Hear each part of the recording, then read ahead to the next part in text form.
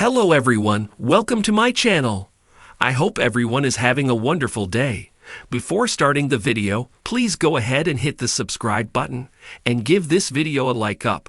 The Judgment Day has continued to find success in WWE and will now look to debut in another wrestling company while still featuring in the Stanford-based promotion.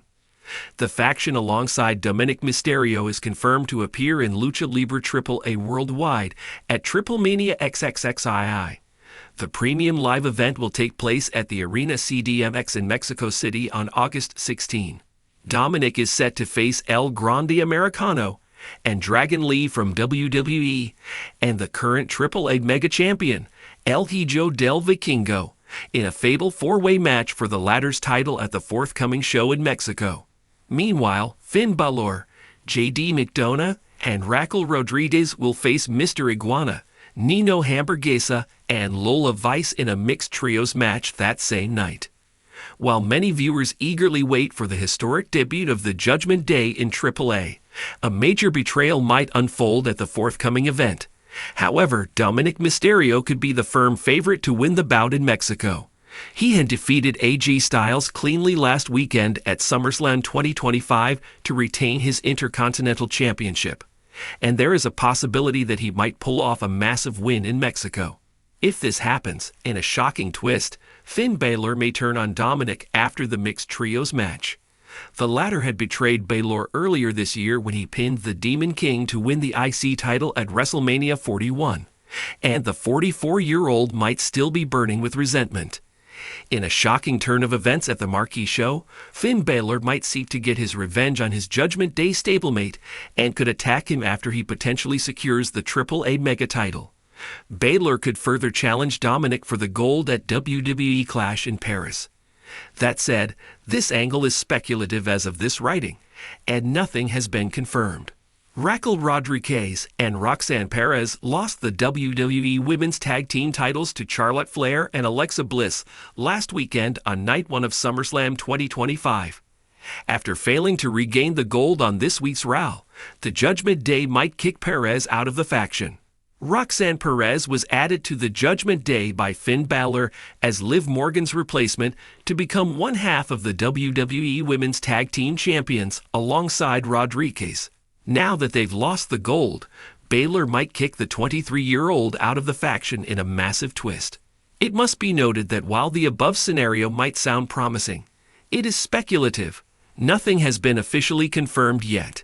Bethel is a WWE writer at Sportskeeda Wrestling with a bachelor's degree from the University of Nigeria, Nsukka. He has also attended a virtual school where he was certified in effective communication in English. His grasp of the language and his utmost dedication to researching and verifying information help him ensure he is unbiased, practical, and non-judgmental as he writes about the world of pro wrestling. When he looks back at how he got hooked onto WWE, Bethel particularly recalls WrestleMania 30 in 2014. Here, he saw and became an avid supporter of Roman Reigns for his courage and boldness. However, his all-time favorite is WWE Hall of Famer Stone Cold Steve Austin because of his rebellious ways and how he would thumb his nose at authority. All of this has led Bethel to work for multiple institutions. He quickly learns the content guidelines and completes his and the company's targets effortlessly. One of the highlights of his career was covering WrestleMania 41 in 2025. For nearly 2 years, Dominik Mysterio had shed the weight of his legacy and embraced the shadows. The moment he turned on his father Rhea, aligning with the Judgment Day, he went from Rey's son to Prison Dom, unchained, unapologetic, and feared. But what began as a brotherhood had morphed into something darker. Outside WWE's flashing lights and roaring crowds, there existed an underworld, an unsanctioned underground fight circuit known only to the most ruthless wrestlers. The Pit. It was brutal, untelevised, and more real than anything the squared circle could offer. There were no scripts, no storylines, only survival. And Judgment Day had been dipping their toes in it for months, building power away from the corporate leash. It started with a message, slipped into his bag after a WWE live event in Mexico City. True power lies beyond the ring. Midnight, El Infierno, come alone. Dominik knew it was time. For weeks, G.D. McDonagh and Finn Balor had been cryptic, whispering about a new era, a place where they wouldn't have to play the game anymore. Damian Priest, Dom's closest ally, had been silent. He was never one for words, only loyalty. The club was buried beneath the bones of an old Lucha Libre arena. It pulsed with bass and sweat, lit by red lights and fire barrels.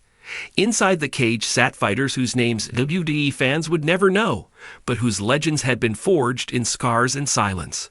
Dominik entered, his hoodie up, a steel chair in one hand. Finn met him by the bar, sipping from a bottle of mezcal. GD stood behind him like a shadow. "Glad you came," Finn said, smiling. "Now we see if you're one of us, or just your father's son." He was thrown into the pit before he even realized what was happening.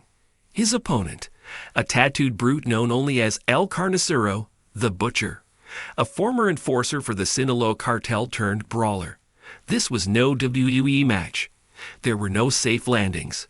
Dom fought with every ounce of fury he'd gained since turning heel, but El Carnicero didn't care about character arcs or booze. He cared about blood. Midway through the fight, Dom was bleeding from his mouth, ribs bruised, but he kept getting up. He wasn't Ray's golden boy anymore. He was a weapon. With a final burst of adrenaline, he caught El Carnicero with a steel chair, one shot to the back, then the head. The man dropped. The pit roared. Dominik turned to the shadows where his brother stood. Backstage, after the fight, Priest finally approached him. "You did good, hermano," he said. But something was off in his tone. Cold. "What's going on, Damian?"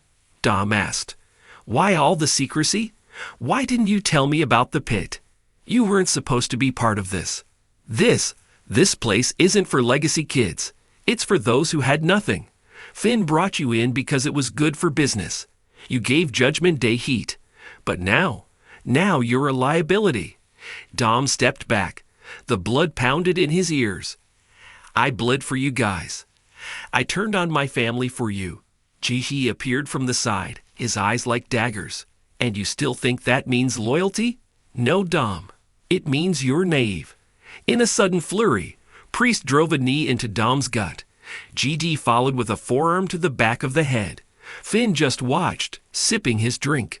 They dragged him into the ring in the middle of the club. The crowd, hungry and feral, watched without a blink. Damian lifted him up for South of Heaven and slammed him through a table. Finn leaned down, face to face. "This isn't WWE. There's no comeback promo, no redemption arc. You don't belong here." They left him in the ring, bloodied, broken, and betrayed. Word spread like wildfire across the underground circuit. Dominik Mysterio was out. Judgment Day had shed its weakest link. Clips of the beatdown leaked online.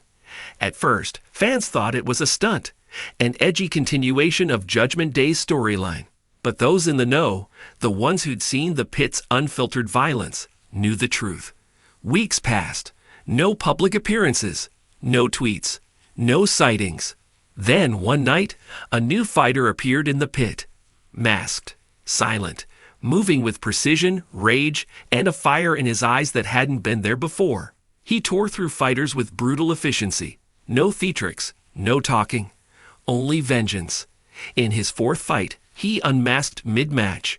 And somewhere in the crowd, hiding behind shadows, Priest, Finn, and GD watched. This betrayal wasn't about ratings or championship gold. It was personal. Judgment Day, in this tale, became more than just a WWE faction. They became a cult of power, willing to devour their own to stay sharp. And Dominik, no longer the pampered prince or the cocky heel, was now a man forged by betrayal, not just in kayfabe, but in blood and bone. The wrestling world would soon remember why you never turn your back on a Mysterio.